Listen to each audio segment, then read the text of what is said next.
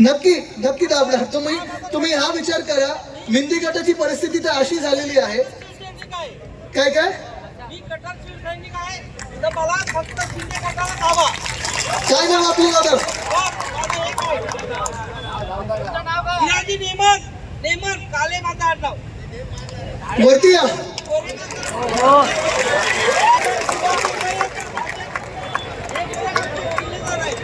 नेमत नेमत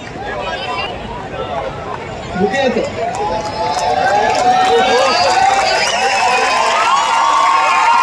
हे सगळं झाल्यानंतर सीट मिळालं किती? त्यांचाच केला त्यांनी घात.